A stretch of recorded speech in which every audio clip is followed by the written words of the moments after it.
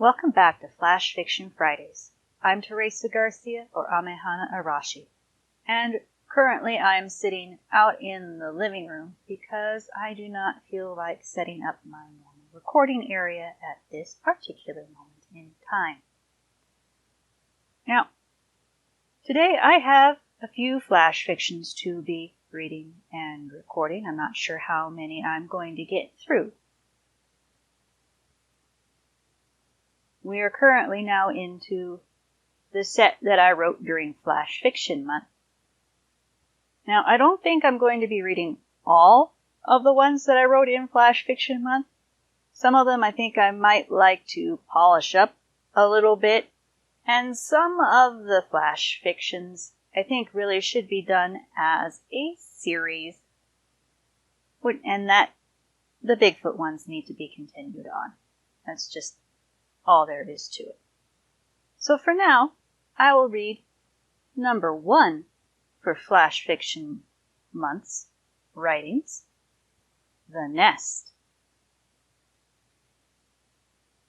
Softness. That was what she remembered. Ever since the beam hit her earlier today, she had been feeling an insatiable urge to nest. This is what brought up the memory. Frantically, she had built all day the nearest that she could find to where the nest she had hatched in had been, what seemed so long ago now. At last, she could enjoy her nest. She settled in and pulled out her fluffiest feathers to line it. She wanted to egg so badly, but there were no males she had encountered this season. Were there even any left? The little bird settled into her dreams, remembering when there had been so many more of her kind. Every memory she grew a little smaller, a little more gangly, a little younger. The next sunrise revealed a small spotted blue egg. Carefully, the owner of the beam moved the egg and nest into his box. When he returned to the ship, he would put it in with others of the same species he had collected elsewhere in the range. And that was the nest.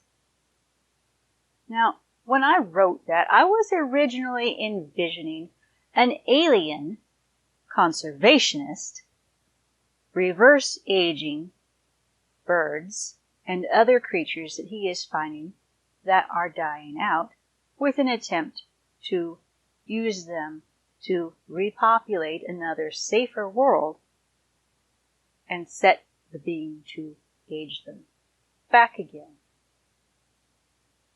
But others that have read this already also suggest reverse phoenixes, which I might have to play with later. Now, the second that I will read is actually the third Flash Fiction Month story, called Blind. For years now, even with her thickening glasses, the world grew blurrier by the day. First came the day that she couldn't read even with her nose to the page without glasses. By that time, she already had long been keeping several pairs of glasses in strategic places in case she couldn't find the ones by the bed, always set in the same spot. Her mate had stopped rolling his eyes at her when asked to help find them whenever she missed too many times by a centimeter. Instead, he had taken to kissing her cheek and placing them on her face himself. She had been smelling his growing fear before that day. With the loss of her sight growing, her other senses gained strength at equal rate. She had to be careful of smells and sounds. Touch also ramped up, to the point she had begun to feel beyond simple touch.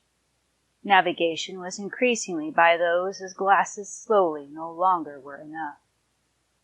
Her diet grew more simple over time, as well as her taste magnified.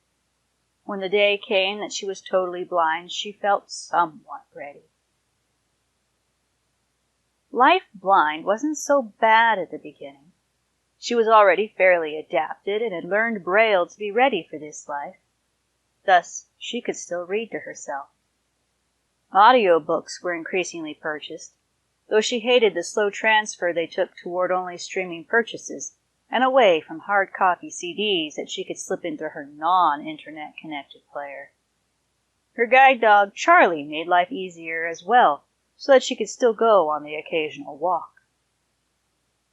Then the day came that it was noticeably harder to hear. Her heart broke as she realized that by the time she died, it might be at some point after she could no longer hear her mate. Eventually, the feeling in her fingers began to dim as well, and her world crashed again to learn there were yet more forms of blindness. And that was blind. Now, I would have to look again, but what I recall of the task set was to deal with the lessening of the senses. If you're interested in Flash Fiction Month, which occurs all July, I do highly suggest you to look for Flash Fiction Month on DeviantArt.com. And I will read one more Flash Fiction that I wrote for the month of Flash Fiction Month in July. This is the one written for the 4th day of the challenge. The Storage Unit Community. Harold the squirrel slipped into the storage unit through the crack beneath the gate that always went unnoticed, his cheeks stuffed with nuts. These nuts he cached in the boot of some abandoned junk sculpture the artist had himself cached here. Dave waved from the web he'd woven between the bottles at the top of the sculpture. The Bobs, the mouse family in the shoe box with the Christmas tinsel garland, poked their heads out to see what Harold was up to. "Good anybody help?" Elder Bob squeaked. "Lots of nuts. The walnut dropped too. Want some help with your stores?" "Can always use the help. Bobette is expecting again." "Can come to the granary too next trip. Their cat got poisoned last week by the darn psycho kid no one will do anything about." "Drat, I didn't like Nelson, but he didn't deserve poisoning. Granary it is." Harold and Bob slipped back out of the shared storage unit and through the fields toward the granary. As expected, Nelson, formerly a sleek black cat but now buried by his sunning rock the farmer had placed for him, was not on patrol. The two friends scurried in through a well-placed hole to fill their pouches with grain to take back to the Bob family larder. They were so busy that they did not notice the silk-footed gray shadow that silently stalked through the hole to join them. It was the shifting of the wind outside that changed their focus enough for them to feel the fuzzy death slipping toward them. One breath later, Harold was knocked down by the force of the body that also pinned Bob. Grain spewed from Harold's mouth as he twisted, trying to sink teeth into the gray cloud, trying to smother and bite him and his friend. Teeth managed to find skin, and he clamped. With a yowl, the cat leaped back. Harold still latched on. Bob skittered off to his family, just as whenever they had tangled with Nelson. The squirrel did not mind. He had more mouths to feed. Letting go when he could, Harold let the new cat chase him. This could be fun to put a new adversary through his paces. And that was the storage unit community. Now, the challenge to this one was we were supposed to be writing and including an object used in an odd way.